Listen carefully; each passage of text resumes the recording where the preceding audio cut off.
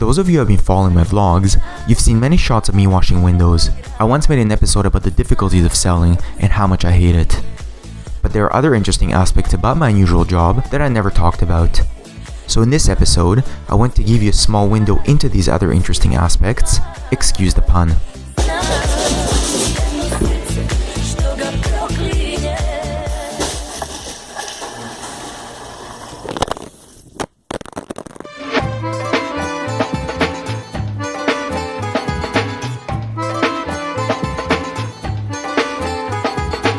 If you've paid attention in my previous vlogs, in almost every shot of me cleaning windows, you would have seen a blue machine that I use in every house.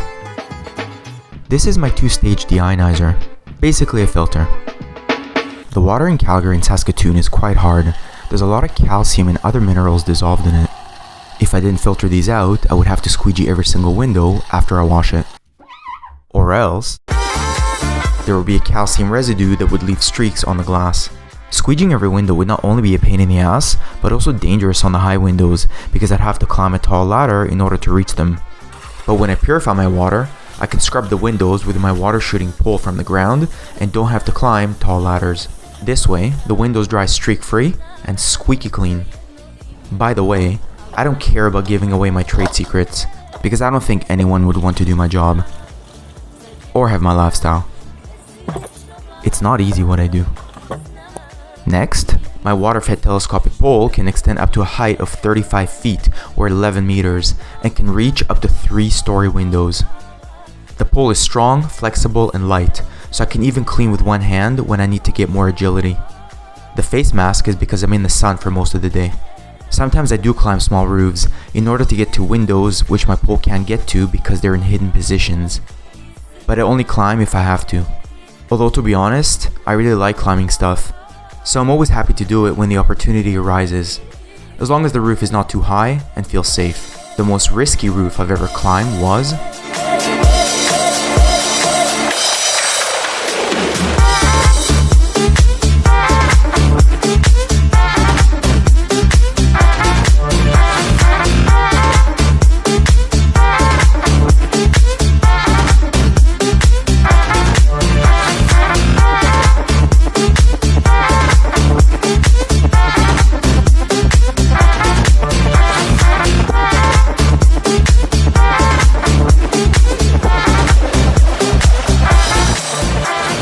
that's how the job is done.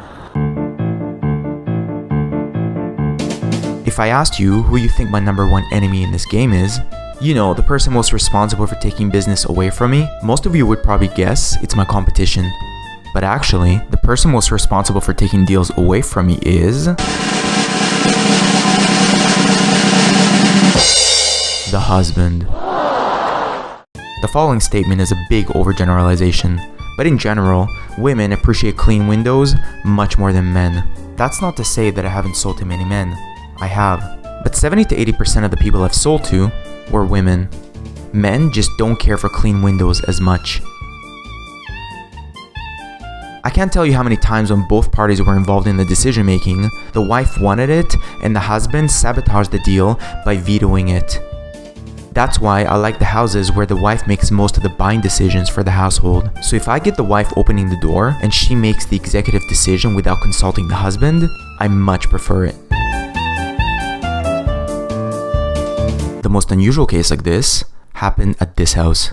So for example, with this house, when I was making the sale with the woman, she really wanted her windows done, but she was saying that her husband was just adamant about never ever paying anyone to do any services on the house.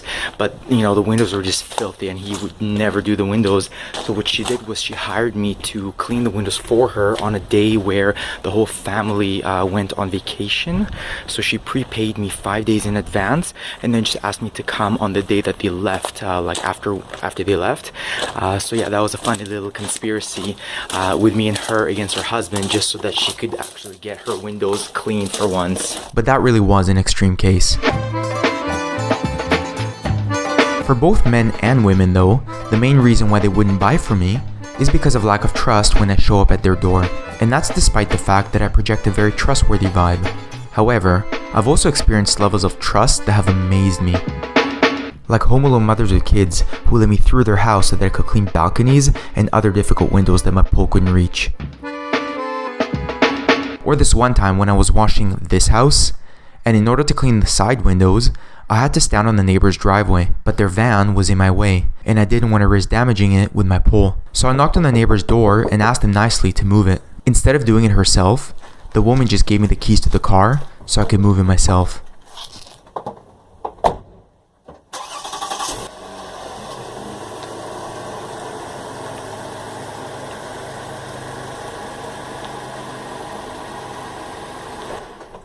Unreal, hey? But the most extreme case of trust I've ever experienced was at this house. The guy went to a barbecue before I showed up to the appointment. So he left me the cash in the mailbox and left his front door unlocked because I had to go through the house in order to get to the roof and clean windows that were in positions my pole couldn't reach. I had the whole house to myself while he was gone. So what did I do? Well, naturally, I vlogged it.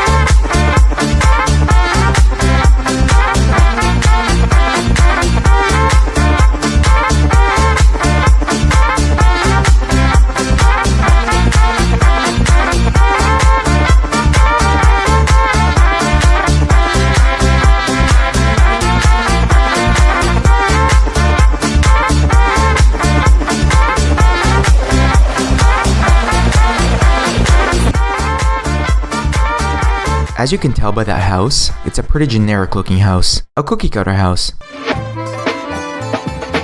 These are my ideal houses to work on, usually because they're middle class, are predictable for cleaning, and are easier to work on. This is a neighborhood in Saskatoon where I have many clients. The houses are obviously not exactly the same, but all follow a similar formula. So I still call them cookie cutter houses.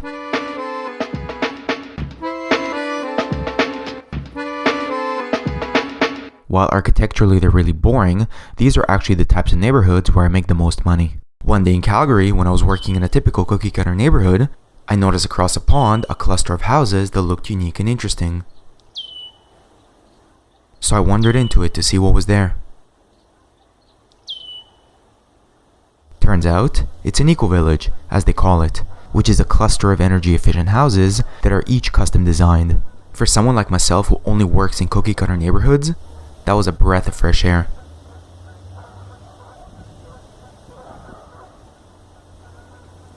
That was in 2017 when I discovered it, and since then, I've watched 8 out of the 12 houses there, at least once each.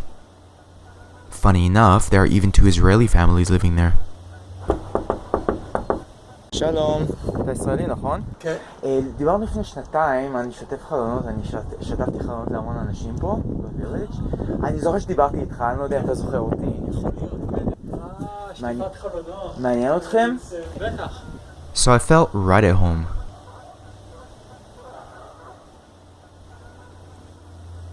So there you have it. These are some of the more interesting aspects about my unusual job that I wanted to share with you. Hope you enjoyed.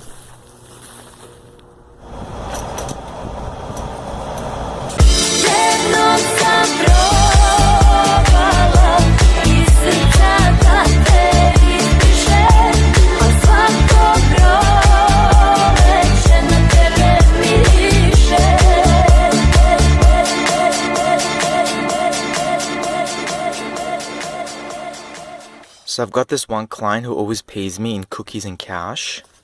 And this time, I think she even made me brownies. Wow.